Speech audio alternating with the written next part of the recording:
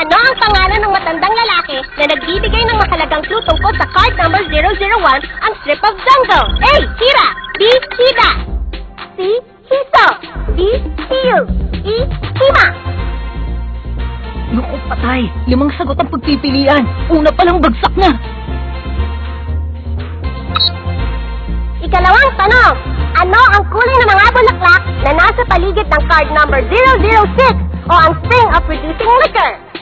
Anong kondisyon ang kailangan para makuha ang card number 017 o ang Breath of Archangel?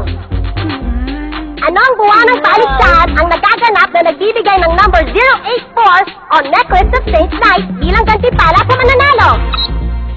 Ayos! Alam ko yun!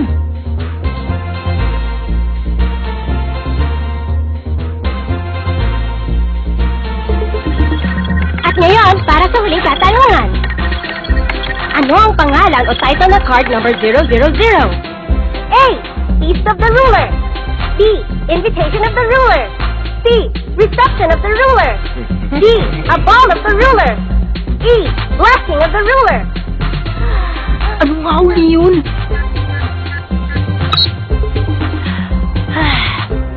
Tapos na! Akala ko madali, ang hirap pala. Wala tayong pag-asa. Ilang sandali na lang, i-announce na namin kung sino ang top scorer sa Grand Prix natin. Sa 100 tanong, ang naging top score ay 87 points. Ang player na nakakuha nun ay si...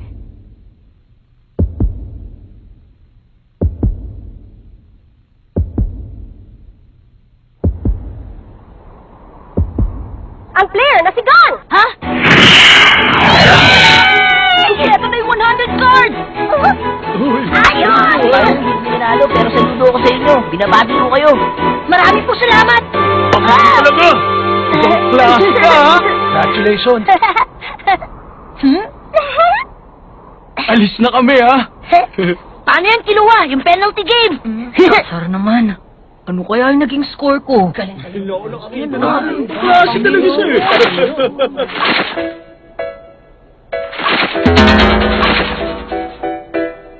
Isa tong invitation card mula sa ruler ng Greed Island. Kalakip ng card na to, isang budget mapa kung saan makikita ang kastilyo. Tanging ang may hawak ng mga yun lamang ang maaari makapasok. Kailangan ba mag-isa lang akong pupunta ron? Hihintayin ka namin sa labas ng kastilyo. Ano na? Anong balak mong piliin? May 3 kang card bilang gantimpala. Ah! Yun tungkol sa 3 card. Ang totoo niyan. Oh. Shh. Huh? May paparating na naman.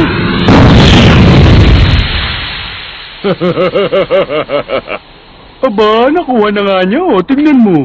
Isang uhuging bata lang palang makakakuha. O ikaw, ano ba tinatanga-tanga mo dyan, ha? Umalis ka na rito. Ah, o sige. Delikado to. Nagpakita na ang matitinding Bellam Brothers. Hoy, ba't hindi natin paglabanan ng mga card na yan? 3 kayo laban sa aming 2 lang. Pasensya na pero hindi kayo pwedeng tumanggi.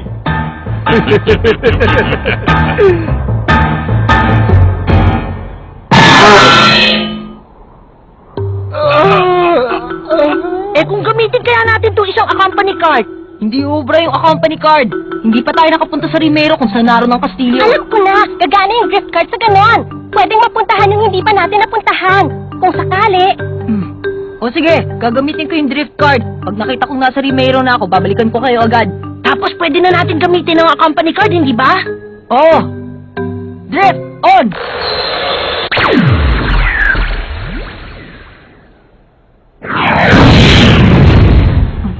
Ah! Bingo!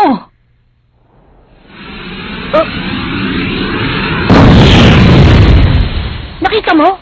Eksakto! Tara, pumunta na tayo sa Rimero. Sige po, salamat sa lahat. Mag-iingat kayo, ha?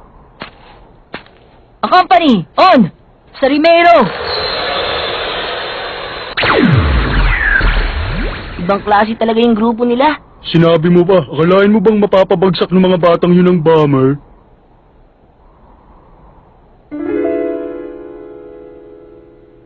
Malayo nang narating ng 2 batang lalaking yun mula nang makilala ko sila sa simula ng game. Lumakas ang kanilang katawan at isip. Pero kung ikukumpara sa kakayahan ni Gentro, mahina pa rin ang kapangyarihan nila. Malamang nakaisip sila ng isang mahusay na patibong para matalo ang bomber. Kung ganun, karapat-dapat nga sila sa gantimpala. Magnetic Force on! Kay Kuroro!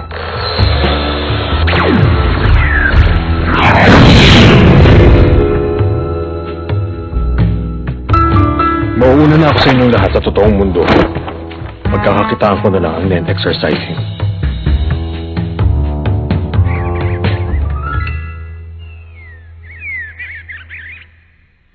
Sige ha.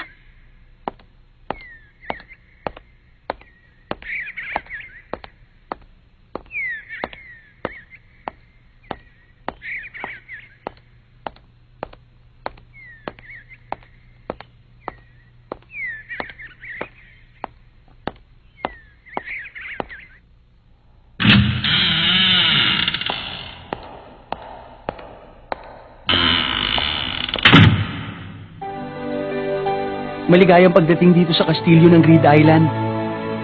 Ito oh. Halika, sumunod ka sa akin.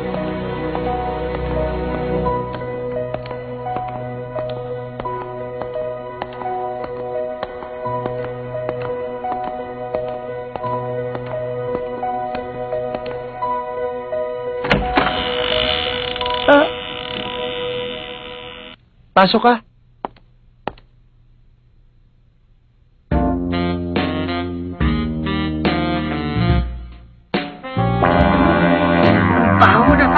Uy! Sige, pasok! Pasok ka! Siya si Ginoong Gon, ang top scorer sa Grand Quiz. Wow! Matagal na kitang hinihintay! Balita ko, laki ni Jin eh! O halika, maupo ka muna rito! Sandali po. Saan po ako ba naupo? Ha? Wala ba bakante lugar? Hindi problema yun! Bakante natin! Parang ganito! Upo na! Teka lang ha, asa ba yung binder na yun? Sana? Andito lang yung kanina eh! Ano? Eto! Nakita ko na! Oh, sano? Yan ang blessing of the ruler. Ang gantimpala para sa top scorer. Bilang kampiyon sa Grand Quiz, ibinibigay sa iyo itong buong kastilyo. Ang kastilyo at ang bayan ay may populasyon na 10,000. Nabubuhay ang mga tao sa bayang ito ayon sa mga batas at kautusan na gagawin mo. Huh? Ito muna ang sasabihin ko sa'yo. Wala kang makikitang clue tungkol dyan kay Jin sa loob ng bayan at sa kastilyong to. Ha? Natumba ko, hindi ba? Bata ka pa kasi, kaya ka na uto. Uto-utong bata!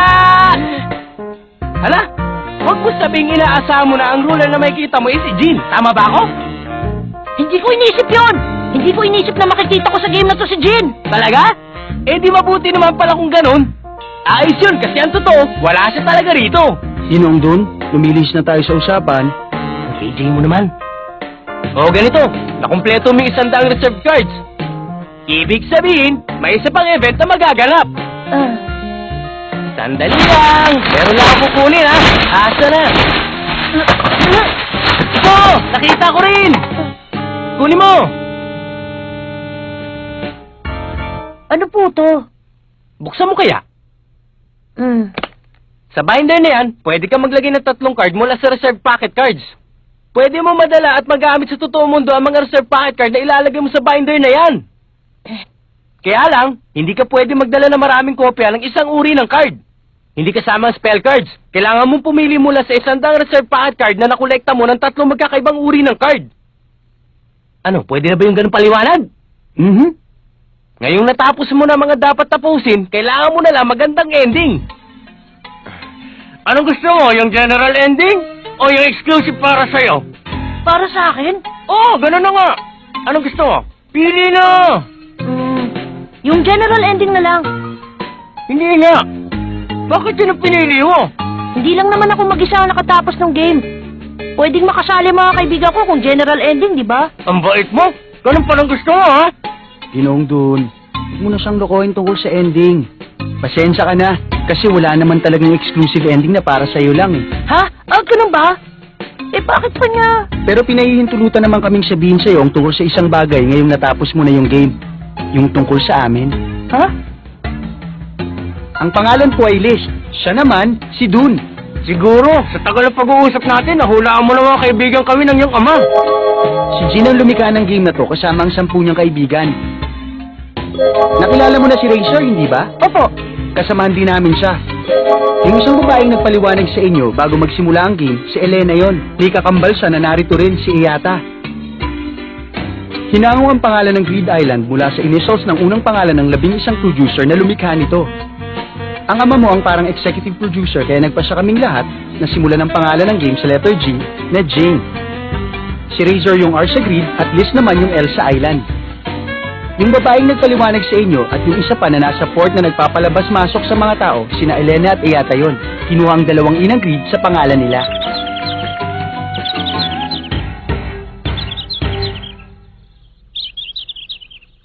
Ngayong alam mo na, hanggang doon na lang ang pwede namin sabihin sa'yo. Pasensya ka na. Para ipagdiwang ang pagkakatapos mo sa game, isang party at isang parada ang magaganap. Isang parada? Pagkatapos noon, dumiretso ka na sa starting point. Pagdating doon, pumili ka ng 3 card bilang gantimpala mo at opisyal nang matatapos ang laro. Teka, bago ko umulis, magkwentuhan muna tayo kahit sandali lang. Malamang gusto mo makarinig ng kwento tungkol kay Jen, hindi ba? Opo. Okay, makinig ka. Alam mo yung tatay mo, walang kasing sama. Nagloko ka ng kasamahan. Sarili talaga yun. Ang pangalan ko, June. Ano sa tingin mong initial ko? Ano? D? Mali! Hindi Tino! Mali yun! W yung initial ko! W! At spelling nun, W-D-W-U-N! Pero huwag mo talaga yun! Kaya nilinaw ko sa kanya yun nung nag-iisip kami ng ipapangalan sa game na to. Sabi ko W initials ko. Pero alam mo ba kung ano sinabi sa akin ng tatay mo? Alam ko na, alisin na natin ang W. Mula ngayon, ang spelling ng Boone magiging D-W-U-N. Kakasar yun, di ba? Para daw may ibig sabihin yung pangalan ng game, sinakripisyo niya pangalan ko at pinalitan niya. Pero dahil naman doon, humandang kapalaran mo, hindi ba? Bagay. Mula lang bumuti pangangatawan ko. Nanalo ako sa loto tapos nagkaroon pa ako ng girlfriend. Akalain mo yun? Hindi nga rin ako makapaniwala eh. Naging popular ako, lalo na sa mga babae. Ganda kong lalaki. Hindi lang yun. Pati nanay ko naniwala na rin na gwapo ko. Ibang klase talaga. Kaya sama ng tatay mo. Dahil sa kanya, daming babaeng umiyak na ako raw ang dahilan. Akalain mo yun?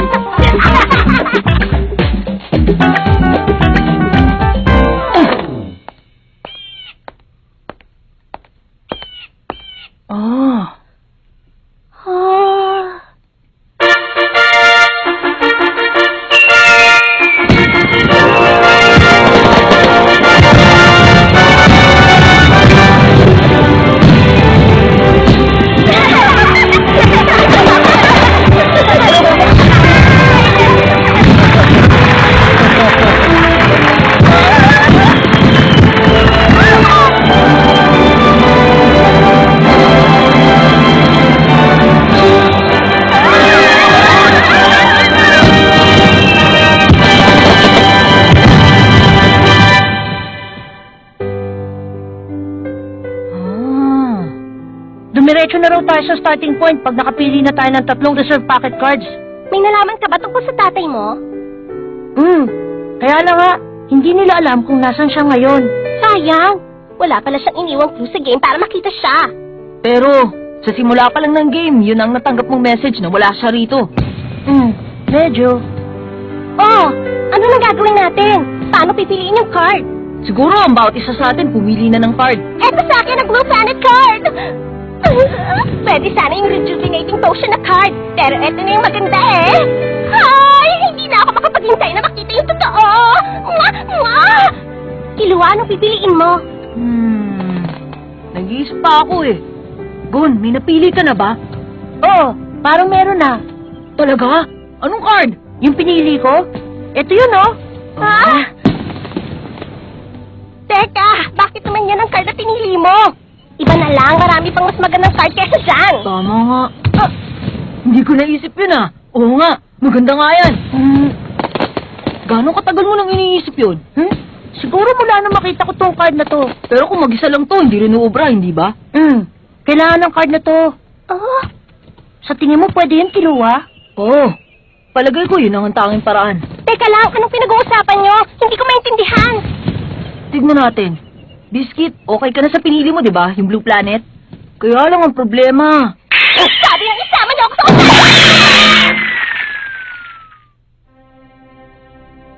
Game cleared. Binabati kita. At ngayon naman, maaari ka na pumili ng 3 reserve pocket card mula dyan sa binder mo.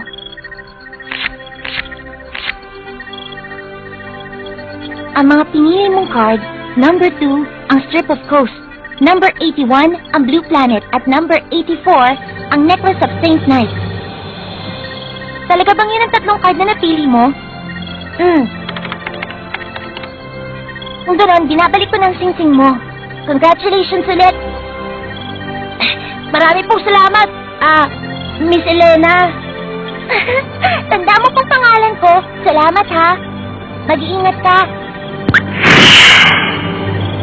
Paalam.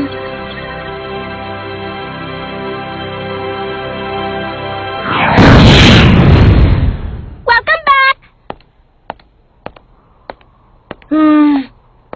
Nakabalik na ba talaga ako sa totoong mundo? Pakiramdam ko hindi eh. Paano kasi yung game world bahagi pa rin ng totoong mundo? Gondali ka! Tignan na natin yung binder mo! Book! Wow! Ayan na sila! Game!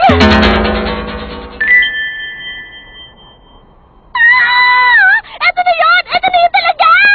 Eto yung Blue Planet na pinapangarap ko! Hi! Ang saya-saya ko talaga! Ano kayang itatawag ko dito?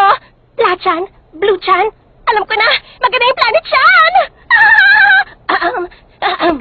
Teka kayo, masaya ba talaga kayo sa 2 card na pinili nyo? Pinag-isipan ko kung anong card. Pero nung malaman ko yung card na pinili ni Gon. Nalaman mo na agad kung anong card ang pipiliin mo. O ano, Gon? Subukan na natin. Game!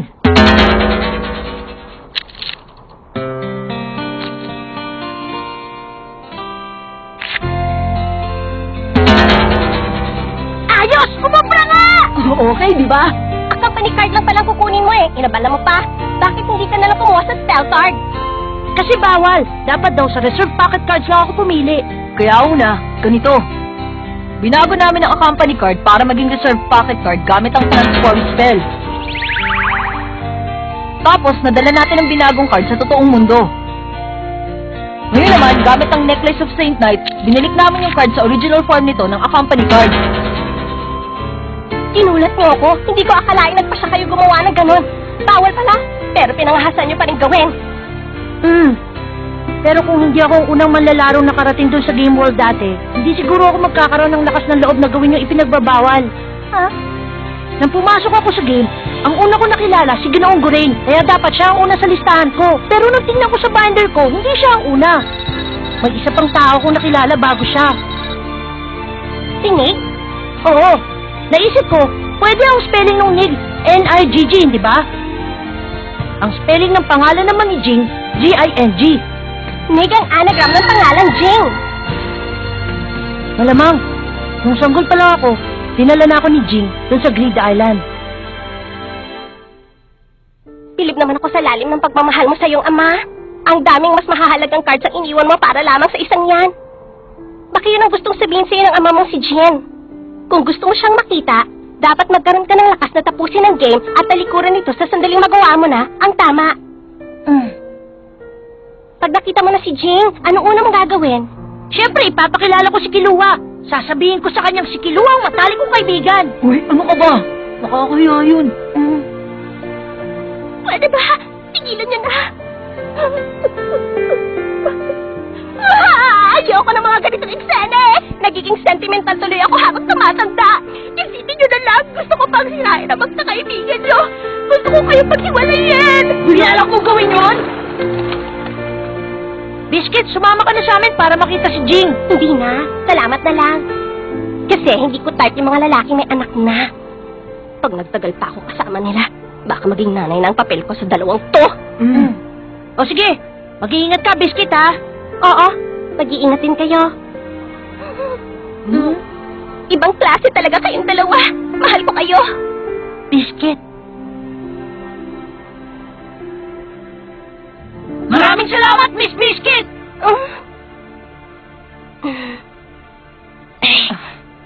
Tayo na!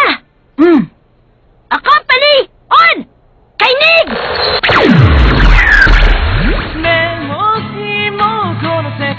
で君と僕が出会えなかったなら夢を信じることをきっと僕は知らないままでいたんだ Thank you, best of my friend